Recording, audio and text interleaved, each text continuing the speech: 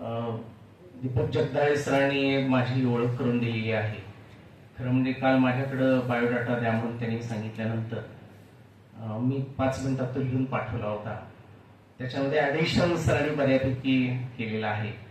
म्हणजे ज्याला म्हणतो ना, अभ्यास करणाऱ्या शिक्षकाचं असतं चिन्ह आहे ते, की मी जेवढं पाठवलं तेवढं न थांबता, मलाही माहित नाही ते त्यांनी त्याच्यामध्ये भरपूर घेतलेलं आहे असं मला दिसायला लागलेलं आहे. त्यामुळे बायोडाटा स्ट्रॉंग झाल्यासारखा मला वाटायला लागलेला आहे. तर या समारोहानिमित्त सर या ठिकाणी उपस्थित आहेत. आत्ताच आपण डॉक्टर BM हेर्डेकर सरांना ऐकलेलं आहे.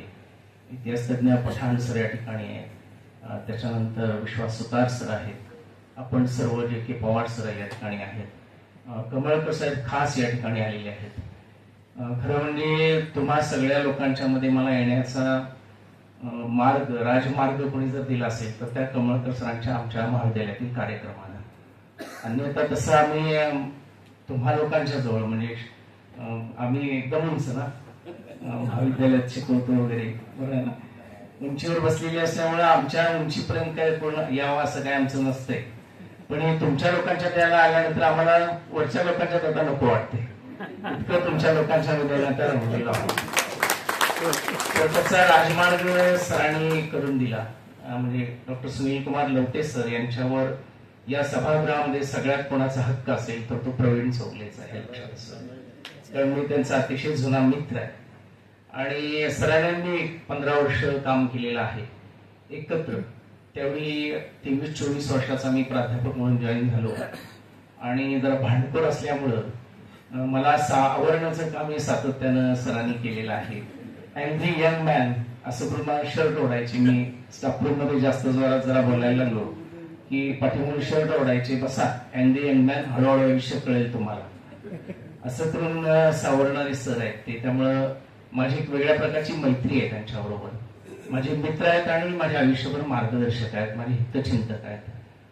यामुळे हा सरांचा जेव्हा उपक्रम करायचं ठरवलं त्यावेळी मला काही कोणी आमंत्रण दिलेलं नाही. मी ताबडतोब कमिटीला असं कळवलं की मी त्याच्यामध्ये काम करणार आहे. त्यामुळे तेव्हापासून आम्ही एकत्रित आहोत आणि त्या निमित्तानं हा मोठा परिवार मिळाला. आणि कमळकर साहेब आमच्या गावामध्ये कागल तालुक्यामध्ये गट शिक्षणाधिकारी म्हणून काम करत असताना मला सरांचा एक आदेश आला. काय आदेश आला की तुमच्याकडे कमळकर नावाचे एक माणूस आहे, त्यांचा कार्यक्रम महाविद्यालयामध्ये तुम्ही करायचा आहे, एवढंच फक्त मला सांगितलं. आणि मला वाटते तो अतिशय विवेक सावंत त्यावेळी आले होते, जे आपल्या व्याख्यानासाठी आले होते, ते आमच्याकडे आले आणि अतिशय उत्तम रीतीने तो कार्यक्रम पार पडला. उत्तम ना, मी उत्तम रीतीने म्हणायचो, अतिशय चांगल्या पद्धतीनं पडला. आणि मग तुम्हा लोकांच्या सहवासामध्ये मग तुमचा क्रिएटिव्ह टीचर्स फोरम अशा रीतीनं माझा तुमच्यामध्ये प्रवेश झालेला आहे. मला हे एवढं का सांगायचं आहे, मी तुमच्याकडच आहे, मला सांगायचं आहे म्हणून मी एवढं सगळं तुम्हाला. बॅकग्राऊंड म्युझिक, गाणं सुरू करण्याअगोदर बॅकग्राऊंड म्युझिक असतं ना प्रवेश करण्यापूर्वी, ते तुम्हाला सांगण्याचं कारण हे आहे. मित्र, कुठलीही परिषद आपण जी घेतो, म्हणजे माझ्याकडे समारोपाचा असल्यामुळे माझ्याकडे स्वतंत्र विषय आज दिलेला नाही. कधीतरी मी एखादा स्वतंत्र विषय घेऊन तुमच्या समोर येईल, पण माझ्याकडे समारोपाचं काम आहे. समारोपाचं काम हे समारोपाच्या पद्धतीनंच मी करेन. मित्र, आपण परिषदेपासून सुरुवात करू, म्हणजे पहिल्यांदा सरांपासून सुरुवात करू, कारण सर्वांचं पहिल्यांदा सरांचं नाव आहे डॉक्टर सुनील कुमार लवटे यांचा अमृत महोत्सव. सरांना आता तुम्ही जे पाहताय त्याच्या अलीकडे मी काम करत असताना सरांना पाहिलेलं आहे. त्याच्या 1-2 गोष्टी सांगतो. म्हणजे आपण एखाद्या व्यक्तीला काम आणतो, खरं म्हणजे माझे ते सहकारी आहे, पण ज्येष्ठ हा शब्द न वापरता श्रेष्ठ सहकारी आहे असं मी सातत्यानं मनामध्ये सांभाळत आलेलं आहे. मला कोणी सांगितलेलं नाहीये त्यांच्याबद्दल आदर राखा म्हणून, पण आजही मला त्यांच्यासमोर उभारताना मी सन्मान त्यांचा मनामध्ये ठेवूनच बोलत असतो, आदरानं बोलत असतो. हे कुठून येतं, म्हणजे प्राचार्य पदाची 25 वर्षाची किती मस्ती अंगामध्ये असली तरी सुद्धा सर समोर आल्यानंतर कधीही मानवर मी करू शकत नाही, मला आजही माहिती आहे. कारण मी सरांचं काम पाहिलेलं आहे. म्हणजे काम करण्याची सरांची पद्धती तुम्ही लोकांनी ती पाहिली असेल. This is unique one because I was with him. तर अक्षरशः त्याही वेळी पायाला भिंगरी असल्यासारखं सर काम करायचे. म्हणजे 11:30ला कॉलेज सुटल्यानंतर सर संध्याकाळी 6ला पोचायचे घरी, 8ला पोचायचे. कारण दिवसभर ते बालसंकुलामध्ये जाऊन काम करायचे. किती काम करायचे त्याला प्रमाण नाही. कॉलेजमध्ये किती प्रामाणिक असावं, म्हणजे स्वतःच्या तासाबद्दल, स्वतःच्या कामाबद्दल, स्वतःच्या विद्यार्थ्यांबद्दल, अभ्यासाबद्दल, संशोधनाबद्दल, वाचनाबद्दल किती प्रामाणिक असावं, म्हणजे एक आदर्श व्यक्तिमत्व म्हणून ज्याला पाहावं आणि घडावं अशा प्रकारचे सर कायम राहिलेले आहेत. म्हणजे आजच समोर आहेत असं नाही आहे, घडण्याच्या काळात मी बघितलेलं आहे. आणि विविध देशांमध्ये जाऊन यायचे, म्हणजे त्याही वेळी बघितले मी की बालसंकुलाच्या निमित्तानं विविध देशांमध्ये सर जाऊन आले. काय घेऊन आले, त्या बालसंकुलासाठी पैसे घेऊन आले, बालसंकुलाचं नाव सगळीकडे करून आले. कुठलाही जिल्हाधिकारी कुठलाही येऊ सरांचे त्याच्याशी सख्य असायचं. म्हणजे कुठलाही अधिकारी असेल तर सरांच्या शब्दाच्या आपल्याकडे, म्हणजे एखाद्या प्रामाणिकपणाची ताकद काय असते हे जर आयुष्यामध्ये बघायचं असेल तर डॉक्टर सुनील कुमार लवटे सरांना समोर आणावं लागतं. आणि मग किती म्हणजे सरांनी तोंडातून शब्द उच्चारावा आणि सहजपणे कामं व्हावीत, किती कामं करावीत सरांनी. म्हणजे कोणाला देणगी असेल, बालसंकुलाचं एखादं काम असेल, महाराष्ट्र सरकारच्या घरी एखादा कायदा उतरवायचा असेल, कुणाला समजावून सांगायचं असेल, काही पटवून द्यायचं असेल, सरांनी जावं आणि ते ऐकावं. म्हणजे आमच्या घरात तरी विनोद असायचा. आमची मुलं सर ज्या शाळेचे संचालक होते माईसाहेब बावडेकर, त्या स्कूलमध्ये म्हणजे माईसाहेब या मॉन्टेसरीच्या बरोबर काम केल्या, मॉन्टेसरीच्या बरोबर काम केलेल्या आणि एका वेगळ्या ध्येयानं त्यांनी ती शाळा सुरू केली होती. सर तिथं संचालक होते आणि माझी मुलंही दोन्ही तिथं शिकायला होती. तर घरामध्ये आमच्या विनोद काय चालायचा, काही काम निघालं की मी एकच म्हणायचो, काम थांबा, लवटे सरांना सांगतो लगेच होते. कारण लवटे सरांना सांगावं आणि ते काम होणार नाही असं कामच जगात नाही असं मला नेहमी वाटायचं. आजही मी घरामध्ये आमच्या तो विनोद पाठ आहे, काय आडलं की म्हणतात लवटे सरांना सांगा. आणि मी याची प्रचिती दिल्लीमध्ये सर आणि मी 3 दिवस राहायला होतो आणि त्या ठिकाणी भालचंद्र मुनगेकर ज्यांचं आपण नाव घेतो, ते भालचंद्र मुनगेकर नियोजन समितीचे अध्यक्ष होते. तर भालचंद्र मुनगेकरांपर्यंत आम्ही पोहोचलो.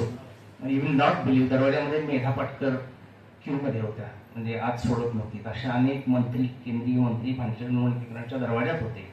लवटे सरांनी एक चिठ्ठी पाठवली आणि 2 मिनिटात आम्ही आत गेलो. यू विल नॉट बिलीव्ह, 1 तास आम्ही आत, 1 तास. आणि अक्षरशः त्यांच्यावर फोटो काढले, त्यांच्या अभ्यासावर, त्यांच्या पुस्तकावर चर्चा केली. आणि सरांना अजूनही माझ्याकडे तो फोटो जपून ठेवलेला आहे, मुनगेकरांबरोबर काढलेला. त्यानंतर आम्ही एका ठिकाणी गेलो आणि त्याचं वर्ल्ड ट्रेड फेअर चालू होतं दिल्लीमध्ये. आम्ही येत असताना सर आणि मी येत होतो आणि वर्ल्ड ट्रेड फेअर चालू होतं. आणि मी म्हणलं सर ते वर्ल्ड ट्रेड फेअर बघायचं आहे, चला की म्हणले जाऊया. दरवाज्यात गेलो तर ते म्हणले नाही, पासेस असल्याशिवाय आपणाला जाता येत नाही. आपण दिल्लीमध्ये आम्ही होतो. सर म्हणले थांबा, आपण चहा पिऊया तोपर्यंत आपल्याला पासेस येतील. आणि महाराष्ट्र सदनाच्या प्रमुख आपल्याकडच्या डेप्युटी कलेक्टर तिथं त्यावेळी प्रमुख होत्या, त्यांना सरांनी फोन केला आणि पुढच्या 20 मिनिटांमध्ये चहा संपण्याच्या अगोदर आमच्या हातामध्ये पासेस होते.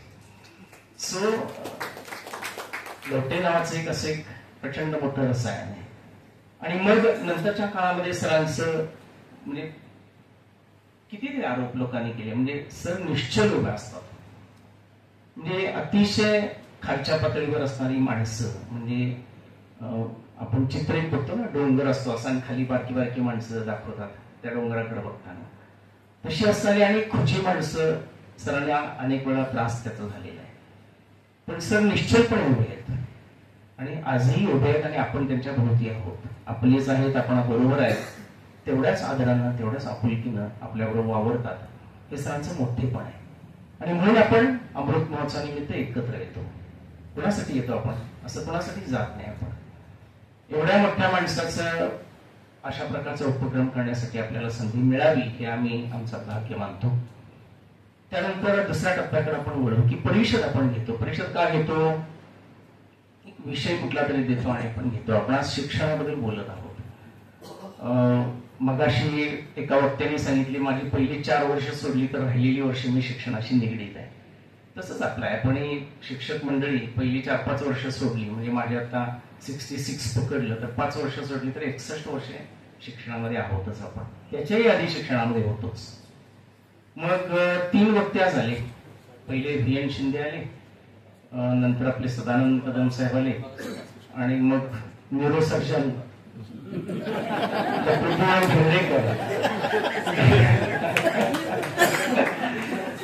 यांनी डॉक्टरच्या न्यूरोसर्जनला सुद्धा मेंदू समजणारे इतके छान पद्धतीने मला सांगितलेलं आहे. आमच्या घरामध्ये सरांचं वर्णन कसं करतात, आम्ही फॅमिली मेंबर आहोत, डे टू डे भेटणार. आमच्या घरामध्ये म्हणतात सर इतर वेळी इतके हळू आवाजात बोलतात, भाषण देतात ना काय खातात आधी तेवढं भाषण देताना असं संचारतं त्यांच्या अंगात की विचारू नका. पण अतिशय अभ्यासू असणारे सर म्हणून पहिल्या आपल्या व्ही.एन. शिंदे जे आले, व्ही.एन. शिंदेचं सुद्धा वैशिष्ट्य, आता मी 25 वर्ष विद्यापीठामध्ये जातो, प्राचार्य आहे, सर्वात जास्त कालावधी बऱ्यापैकी घेतलेला प्राचार्य आहे. त्यामुळे मी सिनेटला 15 वर्ष काम केलं, अकॅडमिक काउन्सिल याच्यामध्ये असल्यामुळे वारंवार विद्यापीठामध्ये जातो. He is also unique personality. म्हणजे एवढ्या सगळ्या गदारोळात तर जर तुम्ही सरांकडे गेलात तर कुलसचिव असल्यामुळे वृत्ती सगळं असतंच ना, पण त्याच्यातून म्हणजे काय माणूस घडतो. म्हणजे मी लांबण दिवे शोधत असतो, त्यामुळे मलाही माणसं दिसतात. माणसं दिसण्यासारखा चष्मा मला परमेश्वरानं अभ्यासातून दिलेला आहे. त्यावेळी ह्यावेळी मी त्यांच्याकडे पाहतो. व्ही.एन. शिंदेकडे मला लक्षात येईल, व्ही.एन. शिंदे हे जगतात. म्हणजे जे बोललेले ते नेहमी जगत असतात. विद्यापीठामध्ये अतिशय चांगल्या पद्धतीने म्हणजे पाणी साठा जो केलेला आहे त्याच्या पाठीमागचा ब्रेन, संपूर्ण आता जी म्हणजे निसर्गाला धरून राहील अशा प्रकारे झाडं लावणं, त्याचा विस्तार करणं, आणि दररोज सकाळी फिरतात ते त्याच्यामध्ये. आणि त्यामुळे लहानसहान गोष्टीचा अभ्यास करत. म्हणजे पहिलं त्यांचं पुस्तक निघालं तेव्हा मी त्यांच्याशी चर्चा करायचो की या दिशेला तुम्ही का गेलात, तर ते त्यांच्या वाचनाचा छंद पुस्तकामध्ये त्यांनी रूपांतर केलं. म्हणजे बघण्याचा छंद, वाचनाचा आनंद, जगण्याचा छंद हा पुस्तकामध्ये आणला आणि त्यांनी 7 पुस्तकं जवळ झालेली आहेत. सरांनी काय म्हणलं की शिकायला खरं म्हणजे शिकवायला लागत नाही. आता आपण खऱ्या विषयाकडे जाऊया, शिक्षणाकडे जायला पाहिजे ना. सगळीच म्हणायला लागलेत की वर्गात काय शिक्षण नाही, मग तुम्ही आम्ही काय करतोय ते पण जरा तपासायला पाहिजे. कारण मला सकाळपासून धक्क्यावर धक्के बसायला लागले. ते म्हणले की काय नाही, ज्याचं ते शिकत असते. लहान मुल कुठं शिकतं, म्हणजे कोण शिकवतो त्याला. मग अशी लहान मुलाची शिकण्याची प्रोसेस सरांनी पण सांगितली की लहान मुल धडपडत जातं. म्हणजे त्याला रांगायला कोण शिकवतं, का त्याला आपण पुस्तक देतो, का त्याच्यासाठी धडे लावतो, का त्याच्यासाठी काय लावतो, काही नाही. त्याचं ते रांगायला लागतं. रांगायला लागलेलं मूल उठून हळूच काहीतरी पकडायला लागतं, परत पडतं, परत उठतं, परत आणखी 10 वेळा ट्राय करतं, परत आणखी वरच्या हाताला हात घालतं, आणि मग ते उभारलं एकदा स्थिरपणे की हळूहळू चालायला लागतं. विनोबांची नई तालीम म्हणजे गांधीजींची नई तालीम विनोबांनी ज्या भाषेमध्ये मांडलेली आहे ती जर आपण वाचलं तर आपल्याही लक्षात येईल की कोणीही क्लेम करू नये की मी मुलांना शिकवलं. जसं माळ्यानं क्लेम करू नये की हे झाड मी मोठं केलं. तो झाड जर मोठं करत असता तर हिमालयामध्ये एवढी झाडं वाढली नसती, कोणीही माळी न लावता. त्यामुळे माळ्यानं कधी क्लेम करू नये. माळी काय करतो, माळी फक्त त्या झाडाला उगवण्यासाठीच बीज असतं, ते बीज स्ट्रॉंग असतं, ती कुठेही पडलं तरी ते येतच. म्हणून मगाशी सांगितलं की प्रत्येक पर्सनॅलिटी युनिक आहे. आणि म्हणून हजारो मुलं बघत असताना, जवळ 4-4.5 मुलं आमच्या कॉलेजमध्ये, हजारो मुलं आपण बघत असतो, ज्याच्या त्याच्या ताकदीनुसार ते येतच असतं. बी हे येतच असतं, त्याला कोणी माळ्याला काय करायला लागत नाही. तो काय करतो, तो त्याच्यावर पानं पडलेली असतात ती त्याला अडचण करून बाजूला करतो, थोडस काहीतरी आणि त्याला खायला देतो खत, आणि त्याच्या त्या ताकदीनं वरती येतं. अहो नाही दिलं तरी पडलेलं ते वरती येत असतं. असं जर आपण म्हणत असतो, असं सर म्हणाले, ते मी तुम्हाला सांगतोय जरासं विस्तार करून. मग असा प्रश्न येतो की मग शिक्षणामध्ये काय करतो आपण, वर्गामध्ये काय करायचं असतं. परत आपण पुढे येऊन म्हणतो की अरे प्रत्येक जण उत्तम शिक्षणाला सदानंद कदम साहेब तरी जोरात अधिकारी आणि यांच्यावर जोरात येईल. त्यांची पर्सनॅलिटी आहे, त्याच्या त्या युद्धातून त्यांनी तावून सुलाखून केलेली स्वतःची एक व्यक्तिमत्व आहे की प्रत्येक गोष्टीला मी विरोध करणार, मला जे आवडत नाही त्याला करणार, मला जे आवडते तेवढंच करणार. आणि मग त्यांनी सांगितले की तुम्ही काय वर्गात शिकवायची गरज आहे, पूर्व शिकतच असते, फक्त तुम्ही बाकीच्या त्याला बाहेरच्या गोष्टी शिकवा. म्हणजे आपण असं म्हणूया की शिक्षण हे औपचारिकपेक्षा अनौपचारिक मध्ये माणूस घडतो, असं वाक्य वापरतो आपण. अनेक वेळा असं म्हणतात की विद्यार्थ्याची जर कॉलेज किंवा शाळा सुटत असेल, प्राध्यापक शिकवण्यासाठी किंवा शिक्षक शिकण्यासाठी गेल्यानंतर तो शिकवून 5 तासानं बाहेर येत असेल, त्याच्यानंतर तो काय करतो याच्यावर त्याचं करिअर अवलंबून असतं, असं नेहमी वाक्य वापरलं जातं. आता असं आपण घेऊया की डॉक्टर सुनील कुमार लोटे सर आहेत, त्यांची 250 पुस्तकं झाली. माझी कुठं 250 पुस्तकं झाली. माझी झालेली नाहीये. मग त्यांची काय झाली, कारण कॉलेज सुटल्यानंतर ते लिहित बसले. तसं विद्यार्थी हा अनौपचारिक शिक्षणामध्ये घडतो याच्याबद्दल काही वादच नाही. म्हणजे कुठेही तुम्ही जर बघितलं तर दिसेल की मुलगा कुठला करिअर हा नावाचा जो शब्द असतो तो शाळा सुटल्यानंतर चालू होतो. जे की पॉल सर समोर आहेत किंवा सर समोर आहेत आपले हिरडेकर सर, छंद हे कधी चालू होतात, छंद नंतर चालू होतात. पठाण सरांनी उत्कृष्ट म्हणजे शिवाजी संभाजी यांचा वेगळ्या पद्धतीने विचार करून पुस्तक लिहिली, त्यांनी लिहित असतात, मांडत असतात.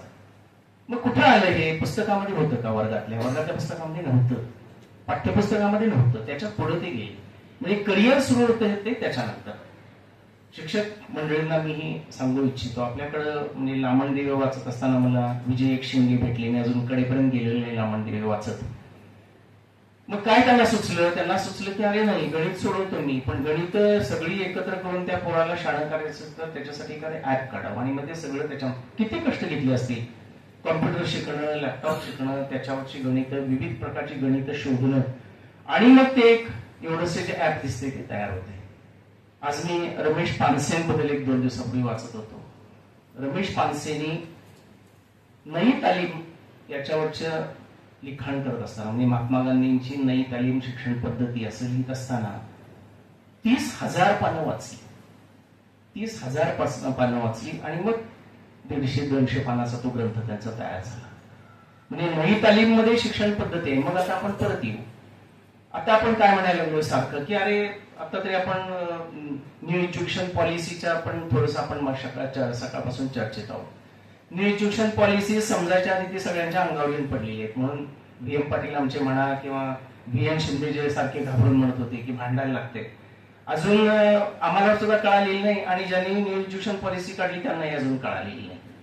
म्हणजे मी असं म्हणतो की आर्किटेक्टकडे एखादं तुमचं घर करायला दिलं काढायला, तर माझं घर, तर आर्किटेक्टनं मला ते पहिल्या दिवशी दाखवलं होतं की शेवटच्या दिवशी लाईट लावल्यानंतर आतल्या बाजूला जे पडदे टाकले, म्हणजे येलो पडदे टाकले आणि लाईट आत लावली की कसं घर दिसेल हे मला त्यानं पहिल्या दिवशी दाखवलं होतं. You will not believe. मी त्या दिवशी लक्ष दिलं होतं because I am man of commerce. मला काही ते आर्किटेक्चर मधलं कळणार नाही. मी माझं घर दाखवलं त्यानं म्हणलं. But you will not believe, बांधून झाल्यानंतर तो दरवाजात उभारला होता.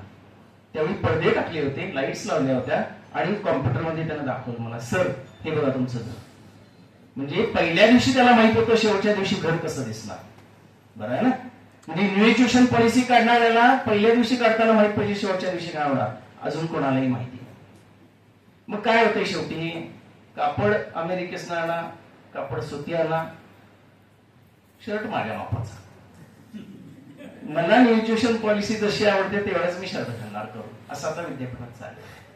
आणि म्हणून बेसिक परत जाऊ आपण. न्यू एज्युकेशन पॉलिसीनं आता इतके मल्टिपल ऑफ पेपर्स आहेत की आता ते पेपर तपासायला माणसं नाहीत आणि तिथं घ्यायला परीक्षेला जागा नाही. इतके पेपर्स काढले. पेपर काढल्यापासून कळलं झाले का काढले ते, म्हणजे काय शिकवले, काय काढले, मग हे शिकवलेलं नाही ते त्याच्यात आलंय वगैरे वगैरे. मग हे इतकं स्वस्त का आपल्याला, कारण आपण अध्यापनाची जी व्याख्या करून ठेवलेली आहे ती अतिशय मर्यादित ठेवलेली आहे. आपण पुस्तकामध्ये जे येतं त्याला छानपैकी आपण शिकवावं. मला वर्गामध्ये छान कधी वाटतं, मी जे वर्गाच्या पाठ्यपुस्तकामध्ये कविता आहे, धडा आहे, तो अतिशय चांगला केला आणि सुंदररित्या उदाहरणं देत आपण ज्यावेळी सांगतो त्यावेळी मला आनंद होतो टीचर म्हणून. पण तिथं त्याच्यावरचे प्रश्न आणि त्या प्रश्नांमध्ये येतील ते मार्क्स, हे आपल्या अध्यापनाचं पॅटर्न आहे. एक जरी प्रश्न जास्त झाला तरी मुलं अशी जाहीर निवेदन देतात. कशाचे निवेदन देतात, आउट ऑफ सिलेबस. अमेरिकेमध्ये माझी मुलगी शिकते, मी आता 2 महिने तिच्याकडे राहून आलो. तिनं ज्यावेळी MS ला ऍडमिशन घेतलं त्यावेळी तिनं मला सांगितलं की 8 दिवस आमच्या बाई सिलेबस समजावून सांगत होत्या. शेवटच्या दिवशी त्यांनी सांगितलं आता यातलं काही तुमच्या परीक्षेला नाही हे मला तुम्हाला सांगायचं. मुलांना वाटलं 8 दिवस इतक्या सांगायला जीव तोडून म्हणजे यातलं सगळं येणार आहे. त्यांनी सांगितलं यातलं काही परीक्षेला येणार नाही. ही बेसिक आहे. गणिताच्या आता मी माझी नात जी आहे 2रीला तिचे मी गणिताचं हे बघितलं, पुस्तक नाहीये. 5वी पर्यंत कुठलंही पाठ्यपुस्तक त्यांना नाही. घरी येताना दररोज एक पान दिलं जातं गणिताचं. 17 + 15 किती झाले? एवढं औषध 32 ना? असलं गणित तिथं देत नाही. हे गणित नाही. एकही अशा प्रकारचं गणिताला तिला विचारलेलं नाहीये. पूर्णपणे स्कॉलरशिपला जशा प्रकारचं गणित असतं, म्हणजे 17 आंबे आईने दिले, 15 आंबे बाबाने दिले, त्यातले 2 तू भावाला दिलेस, 2 शेजारच्या मैत्रिणीला दिलेस. आता सांग काय झालं ते?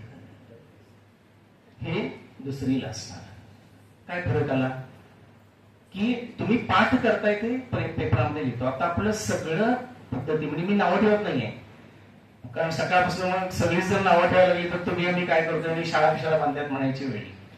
पण बेसिकली हा पॅटर्न आता सगळीकडे एस्टॅब्लिश झालेला आहे. म्हणून स्कॉलरशिप आपल्याला अवघड वाटते, म्हणून आपण ती एकदाच देतो. 12 वर्षाच्या परीक्षेत 2दा असते ना, 4थी आणि 7वी. तर मी म्हणतोय तुझं तू शिक, फक्त 2दा स्पर्धेला भाग. म्हणजे हे इतकं शिक्षणही वेगळ्या पद्धतीचं, म्हणजे आपण नेहमी म्हणतो. आणि आता मग नवीन शैक्षणिक धोरणामध्ये ते काय आहे, नवीन शैक्षणिक धोरणामध्ये व्होकेशनलायझेशन यायला लागलेलं आहे, बरोबर आहे. मग आता नवीन तालीमकडे परत जाऊ. नई तालीमचं रिपिटेशन आहे असं माझ्यासारख्याला वाटतं. नई तालीममध्ये काय म्हणतात ती, की जीवन आणि शिक्षण वेगवेगळं नाहीये. जीवन हे शिक्षण आणि शिक्षण हे जीवन. आपल्याकडे कसं ठरलेलं नाही. आपण सारख्या मुलाला सांगतो, मी माझ्या मुलाला सांगायचं सारखा अभ्यास करायचा. एकदा 12वी झाला असला संपल्यावर बेस्ट पैकी कुठतरी ऍडमिशन मिळते, काही त्यानंतर आयुष्यात नाही. नंतर इंजिनिअरिंगचा अभ्यास करायला लागला. मग काय आम्ही सुरू केलं, फक्त इंजिनिअरिंग होईल, त्यानंतर काही अभ्यास नसतो, आयुष्य सुखात जाते. तुम्हाला नंतर विचारलं कधी सपतो तेवढा सांगा की. म्हणजे आपण त्याला 15 वर्ष, पहिली 10-12 वर्ष, नंतर 5-16-17 वर्ष कोंडून ठेवतो, फक्त शिक. मग नंतर त्याला जगण्याच्या ह्याच्यामध्ये टाकतो. नई तालीम काय म्हणते असं नाहीये. नई तालीम मध्ये असे म्हणतात तू शिकतोस ना, मग त्या शिकताना आई आजारी पडली तर तिला चहा तुला देता आला पाहिजे. आईला अचानकपणे घरामध्ये कोण नाहीये तर कुठल्या दवाखान्यात न्यायचं ते कळायला पाहिजे. म्हणजे सगळे फोन तुला माहित पाहिजे. आणि मग इंग्लंडचं मला उदाहरण आठवते. अमेरिकेमध्ये सुद्धा मुलांना गेल्यानंतर पहिलं अग्निशमन, त्याचा फोन नंबर, पोलीस स्टेशनचा फोन नंबर, असे 8-10 फोन नंबर त्यांना दिलेले असतात. आणि सांगतात त्यांना फोन कसा करायचा हे पहिले शिकवतात. इंग्लंडमध्ये मी 1 वर्षापूर्वी वाचलेली बातमी सांगतो वर्तमानपत्रामध्ये. 3 वर्षाची मुलगी, आई बाळ पोटात आहे आणि वरून जिन्यावरून उतरत आहे आणि बाळ ते खाली खेळत होतं 3 वर्षाचं. आणि आई पाय सटकला, पोटामध्ये 8 महिने झालेले आहेत, बाळ आहे. अशा स्थितीमध्ये ती बाई पाय घसरून त्या जिन्यावरून खाली आपटली. यू विल नॉट बिलीव्ह, पुढच्या 5 मिनिटांमध्ये दरवाजामध्ये अँब्युलन्स उभा होती. त्या लहानशा 3 वर्षाच्या मुलीनं फोन केला. हे जीवन शिक्षण आहे की नाही? आई वाचली ना, अभ्यास काय करायचा आहे तो. त्यामुळे बेसिकली जीवन आणि शिक्षण हे वेगळं नाही. हेच ते म्हणतात तेच आपल्याला द्यायला लागले. गुरुकुलमध्ये शिकलो तेच आता आपल्याकडे आलं. व्होकेशनलायझेशन याचा अर्थ तू काय करतोयस ते तुला प्रत्यक्षामध्ये प्रात्यक्षिकामध्ये सुद्धा आलं पाहिजे. हे साधारणपणे VN शिंदे आणि यांचे. कदम साहेब तुम्हाला स्ट्रॉंग दिसतील. कदम साहेब त्यांचे बिलीफ्स, त्यांच्या धारणा ह्या इतक्या स्ट्रॉंग आहेत, पण त्याच वेळी लांबणदिवे शोधलेले आहेत. म्हणजे कौतुक करायचं. आणि मलाही म्हणजे मी आमचे विजय शिंदेबद्दल वाचलं. आता अजून त्या आणखी दीपा माने ना, बोरकर बरं ना, गट शिक्षणाधिकारी, त्यांच्यापासून विश्वास सुतार सुद्धा आमच्यासाठी लांबणदिवाच आहे. ते कमळकर सुद्धा आहेत. गट शिक्षणाधिकारी या काहीतरी अभ्यास करतात हे आम्हाला आता विश्वास सुतारांनी आल्यावर कळालं. कारण शिक्षणाधिकारी म्हणजे सकाळी सांगितल्याप्रमाणे जाताना पैशाची बॅग घेऊन जातो असं लहानपणापासून आम्हाला वाटत होतं. पण हे 2 वर्षे सहवासात आले त्यानंतर कळाले की अभ्यास पण मंडळी करतात, सकाळी 20 किलोमीटर सायकलिंग पण करतात, त्याच्यानंतर येऊन परत विश्वास सुतार आणि गायनाला बसलेले असतात रियाज करत, परत राग गातात, परत रेकॉर्डिंग स्टुडिओमध्ये जातात आणि परत दिवसभर कामावर असतात. ही लांबणदिवे आहेत आपल्यातली. हे साहेब सुद्धा तसेच आहेत. मग असं असताना लांबणदिवे हे मग कसं घडतं? मग हे हा युनिकनेस मी परत एकदा सांगतो की ज्याच्या त्याच्या वाट्याला प्रत्येकाला युनिकनेस आलेला आहे. म्हणजे हे परमेश्वरानं, आपण जे नेहमी वाक्य वापरतो, कोणालाही रिकामं पाठवलेलं नाही. पण माझ्या हातामध्ये जे आहे, म्हणजे मी माझ्या कॉलेज, आता कॉलेजबद्दल माझ्या सांगितलं म्हणून सांगून टाकतो. माझं कॉलेज मी ज्यावेळी जॉईन झालो त्यावेळी 850 संख्या होती आणि खापऱ्यांच्या घरामध्ये कॉलेज होतं. मी पुढची 7 वर्ष माझ्या कॉलेजवर कोणालाही मी बघायला बोलवलं नव्हतं, कारण इथं कुठे जॉईन झालायस म्हणून, असं कुणी म्हणायला नको म्हणून. पण झालं ना चांगलं. पठाण सर माझे सहकारी आहे. नॅकची पहिली कमिटी आली. नॅकची मला कमिटी काम भरपूर, आणि आम्ही बसलो मात्र जिथं बसलेले तर टॉयलेटला जागा नाही. तो गृहस्थ 64 वर्षाचा सुंदरम नावाचे UGC मध्ये सोशॉलॉजिस्ट, ते तामिळनाडूचे. टॉयलेट नाही, त्यांना सारखं वयाप्रमाणे टॉयलेटला जायला लागायचं. केबिनला टॉयलेट नाही माझ्या. मला म्हटले काय कशाला काम करता येतं म्हटलं, सारखं समोर जायला लागायचं ना. मग आली की चिडायचे, कशाला काम करताय असल्या कॉलेजमध्ये, फक्त चांगल्याच ठिकाणी जावा की. मग मी म्हटलं अहो, मी ज्या घरात ज्या बापाकडे जन्माला आलो त्या बापाच्या घरात लाईट नव्हती, मग काय बापाच सोडायचा. माझं काम आहे बापाच्या घरामध्ये लाईट आणणं, आणि त्यामुळं मी नॉट दिली. त्या खापऱ्यांच्या ह्याच्यात सुद्धा आमचं काम बघून त्यावेळी आम्हाला B ग्रेड दिली. C ग्रेड मध्ये आम्हाला घालवलं नाही. त्याच वेळी अनेक कॉलेजेस C ग्रेड मध्ये गेली. ती कॉलेज नंतर टेम्पो करून बघायला आली की याच्या कॉलेजमध्ये टॉयलेट पण नाही, तरी सुद्धा याला कसं काय B ग्रेड दिली. कामावर उभं राहिलो. आम्हाला नाही वाटलं, आज छान कॉलेज करू शकलो आम्ही. आजही अशी जिद्द आहे, अजूनही काय उभा करायचं चाललेलं आहे. म्हणजे बेसिकली तुम्ही स्ट्रॉंग उभा असाल. आणि कुठल्या गावात राहतोय मी, कागल राजकारणाच्या अड्ड्यामध्ये राहतोय, सरांना माहिती आहे. हात वर केला तर ते पोरग म्हणतंय शिव गटाचा नाही म्हणून मला हात धरलाय, तुम्ही म्हणते मी राजगटाचा आहे म्हणून, असं लगेच ते म्हणते. इतकी लाईव्ह आहेत आमच्याकडे पोर. त्याच्यामध्ये आम्ही थांबलोय, ताटकण्यानं थांबलोय. कोणी मला आजपर्यंत त्या 25 वर्षामध्ये हे कर म्हणून मुश्रीफ साहेबांनी कधी फोन केलेला नाही, कुठल्या गाडगेने केलेलं नाही. कणात ताट करून उभा राहिलेला आहे. त्यामुळे त्यांचा घास नाही मला माहिती आहे. म्हणून मी त्यांचे दरवर्षी आभार मानत असतो. पहिली जी सभा असते त्याच्यामध्ये की मी इथं मुक्तपणे का काम करतोय, याचं कारण या लोकांनी मला त्रास दिलेला नाही. म्हणून आपणही कुठं ना कुठं एखादं लहानसं काम करत लांबंदी होऊ शकतो. आणि एक संस्था, आता हे मी जरी अभिमानानं सांगतो असं तर मी दुसरी बाजूला असं म्हणतो की त्या कॉलेजनं मला मोठी पदं दिली, त्या कॉलेजने मला गुणवंत प्राचार्य केलं, त्या कॉलेजनं माझी ख्याती केली सगळीकडे, सगळ्या कमिट्यांवर. म्हणजे कुलगुरू आणि कुलगुरू हे 2 पदं सोडून सगळ्या कमिट्यांनी केलेल्या आहेत विद्यापीठात, काही शिल्लक नाही. त्यामुळे इतक्या कमिट्या मिळाल्या कशामुळे, त्या कॉलेजमुळे मिळाल्या. या ऋणातून मुक्त होण्यासाठी मी तिथं जातोय. मला कॅम्पस डायरेक्टरचा छंद नाहीये, आणि साहेबांनी मला सांगितलेलं आहे, सरांनी 1 रुपया त्यांचा घ्यायचा नाहीये. मला पुढचे 3 महिने विचारत होते, कारण सगळे पैसे हातात असतात. माझी संस्था माझं पासबुकही कधी उघडून बघत नाही. ज्या दिवशी बघतील त्या दिवशी मी कॉलेजला जायचा बंद होतो. आजही माझ्याकडे 2.25 कोटी रुपये शिल्लक आहेत. कालच मी बॅलन्स काढलाय, तर मी दुसरी इमारत बांधायला उठलेला. इतकं माझ्यावर विश्वास आहे त्यांचा. पण त्याचवेळी हे कशामुळे घडलं, मग हे आता हे मी काय म्हणतो की अरे संस्था उभारली, मी उभारलेली कबूल, पण माझ्या हातनं एक संस्था ही सगळ्यांची असते, शिक्षकांची असते. आनंदाने मी राहतो. सरांनी आमच्या इथं काम केलंय, पठाण सरांनी. त्यामुळे बेसिकली ह्या कलाला ज्यावेळी आपण पाहतो त्यावेळी हा युनिकनेस हा आपल्याला आवश्यक आहे असं मला वाटतं. आणि मग neurosurgeon doctor BM Hardikar sir, the icon of the Indian education or say education, अतिशय उत्कृष्टरित्या सर निवेदन करत असतात प्रत्येक. आणि आम्हालाही, आम्ही तरी मेरे भगवान आहे, त्याचं भगवान हर्डीकर नाव आहे, त्यांना सांगतेच. आणि ही वंदनीय माणसं 2 आहेत, म्हणजे त्यांच्याकडे बघून आम्हाला अतिशय आनंद वाटतो. त्यांचा सहवास आपल्याला भेटलेला आहे. त्यांनी तुम्हाला ब्रेन, म्हणजे we are always in a brain business, त्यामुळे सातत्यानं त्याला घोटवावं लागतं आणि सातत्यानं त्याला तयार ठेवावं लागतं. त्यामुळे ब्रेन सातत्यानं शार्प ठेवणं. सरांचे तरी अनेक ऍक्टिव्हिटीज असतात आणि त्यांचं लिखाण मोठं असतं, वाचन मोठं असतं, आम्ही त्याच्यातून शिकलेलो आहोत. अशा प्रकारे ही 3 माणसं आपल्याला मिळाली. आणि ही शिक्षण परिषद म्हणजे मी परत एकदा म्हणतो की अतिशय चॅलेंजेस आहेत पुढे. तुमच्याही लक्षात येत असेल की आपल्याला उरबडून आपल्याला हिस्सा घेत असतात. मग अशी अकॅडमी, सरांनी सांगितलं की वेगवेगळ्या अकॅडमीज निघाल्या ना, त्या अकॅडमी हा पहिला हल्ला आहे आपल्यावर, हे लक्षात ठेवायचं. का हल्ला आहे याचं कारण, अकॅडमी पूर्वी नीट JEE याच्या असायच्या, आता नाही. आता खाली एक माझ्याकडं माझा कॉलेजचा जो विद्यार्थी आहे तो 4थी पासूनची अकॅडमी चालवतो, 4थी ते 10वी, आणि त्याच्याकडं 300 मुलं आहेत. आणि तो भाड्याच्या खापऱ्यांच्या घरामध्ये चालवतो. आणि त्याला मुलं 15,000 रुपये पर मंथ देतात, पर इयर देतात. अशी 300 मुलं तो आहेत त्याच्यात. त्याचं शिक्षण तुम्ही आम्ही बसलेल्यापैकी कोणाच्याही पेक्षा कमी आहे, पण तरीही 300 मुलं आहेत. शोधायला पाहिजे. मी शोधलेला आहे, माझा शोध निबंध तयार आहे. मी प्रत्येक अकॅडमीचा आमच्या एरियातला अभ्यास करत 23 अकॅडमीचे सगळे अहवाल माझ्याकडे आहेत, ती काय करतात. परवाच आमच्याकडं मीरा मिस्त्री म्हणून मला मुलगी भेटायला आली. ती इंडो तिबेटियन पोलीस फोर्स, म्हणजे काय याला शॉर्ट फॉर्म ITBP, त्याच्यात ती सिलेक्ट झाली.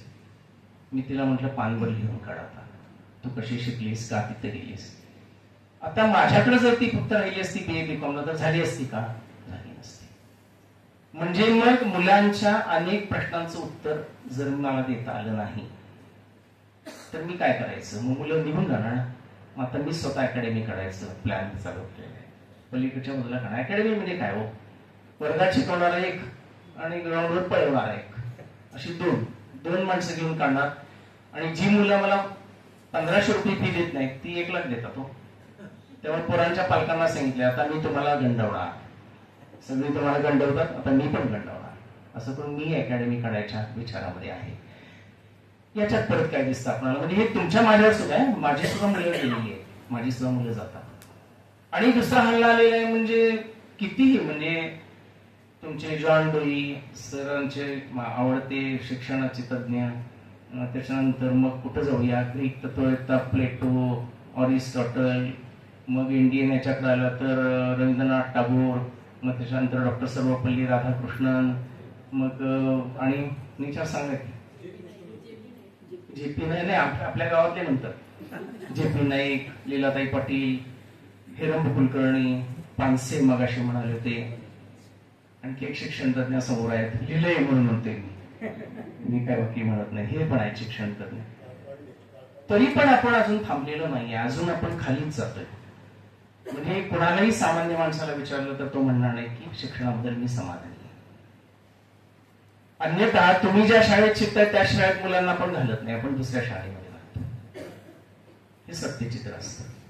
म्हणजे माझ्या शाळेमध्ये मी समाधानी नाहीये, शासन समाधानी नाही. 70,000 कोटी रुपये दरवर्षी घालून सुद्धा तिसरीच्या दरवर्षी असरचा रिपोर्ट येतो, त्याच्यामध्ये वाचतो आपण. म्हणून मी मोठं सांगत नाही, पण त्याच्यामध्ये आपण बघतो.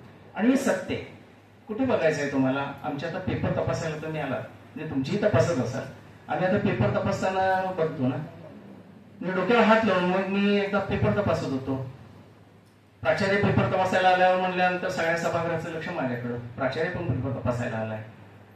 मग मी डोक्याला हात लावून बसल्यानंतर एक जण म्हणलं, काय सर डोक्याला हात लावलाय. मग मी म्हणलं, सर पेपर शोधायला लागलोय, आयडियल पेपर एक सापडला की त्याच्या आधारे मी दुसरा पेपर तपासणार आहे. म्हणजे तुम्ही वाचून तपासणार आहे. मग चहा घ्या तोपर्यंत. म्हणजे मग चहा आला. मग मी परत एकदा तपासायला लागलो. अहो सर म्हणजे वाचून बिचून काय तपासू नका, तपासलं मी खोड लागेल संध्याकाळपर्यंत तुम्हाला. 30 पेपर मध्ये एक पेपर वाचता येईल असा नव्हता. मी आत काय लिहिले म्हणत नाही. आता मी त्या पोराला जर म्हटलं तू गाढव आहेस तर तुम्हाला काय उत्तर देईल, तू पहिला गाढव आहेस, तू मला इथपर्यंत आणलास ना. मला तिसरीत का सांगितलंय मी गाढव आहेस म्हणून, मला 5वीत का सांगितलंयस गाढव आहे म्हणून, आता या मुकामला आल्यावर गाढव आहे म्हणून म्हणतो सांगतोस काय, असं तर मला उत्तर. आणि आजही जर आमच्या इथे पेपर तपासायला बसलेल्या प्राध्यापकांच्या कॉमेंट्स राहतील तर परवा त्यांनी विचारलं की घटनेतील या कलमाबद्दल माहिती दे, असं ते प्रश्न विचारला. उत्तर विद्यार्थ्यांनी काय लिहिले, एखादी घटना घडली ना लय प्रॉब्लेम येतात. त्यामुळे घटना घडली का नाही की सगळ्यांना बसायला लागते, चर्चा करायला लागते, सोडवायला लागते, त्याशिवाय घटना होतच नाही ती कोण. त्याला घटनेच्या कलमातलं विचारले तो घटनेबद्दल सांगतो. तरीही तो पुढे जाणार, तरी तो MA MCom होणार आणि कदाचित प्राध्यापक होणार, तिथं उभा राहणार, काही होऊ शकते. हे आपल्या याच अपयश आहे. आणि म्हणून मला सातत्यानं पहिल्यापासून वाटत आलेलं, मी पण स्ट्रिक्टनेस करून बघितला पण तो नंतर गप्प झालो. मी 1 वर्ष जर सगळ्यांनी देशातल्यानी ठरवलं, 1 वर्ष 1 परीक्षेचे पेपर सत्य तपासायचे, 1 वर्ष 1 पेपर 1 परीक्षा, मला असं वाटतं की सगळा भारत दुरुस्त होऊन, पण ते आपल्या हातात नाहीये. पण तरी पण म्हणून मागापासून आपण म्हणतो की मग कुठे येतो, म्हणजे माझ्यासारख्याला, मी तुमच्याशी बोलत नाही, मी माझ्याशी बोलायला लागलो की परत डायरेक्टर कॅम्पस म्हणून मी परत जाऊन बसलोय ना, मग अजून कसले डिबे लावणार आहेत, 25 वर्षात लावलेस त्याच्या पुढे आणखी काय, असं माझं मला मी विचारतो. आणि काय करणार आहेस. तर सातत्यानं प्रत्येक एज्युकेशनच्या टर्नला, म्हणजे आता जसं न्यू एज्युकेशन पॉलिसीचं चॅलेंज आहे, you go back 40 years back, त्यावेळी सुद्धा चॅलेंजेस होते. त्यामुळे मला असं वाटतंय की आव्हानही आपल्या समोर राहणारच, पण शिक्षण हे सातत्यानं जागतं ठेवून मी माझ्या पुरता तो दिवा लावेन आणि प्रकाश सगळ्यांना देईल या अपेक्षेवर मी काम करत असतो. तसं आपणही सर्वांनी काम करावं. मला या ठिकाणी सरांच्या बरोबर बसण्याची संधी दिली, तुम्ही माझं शांतपणे ऐकून घेतलं, याबद्दल सर्वांचे आभार मानतो. धन्यवाद.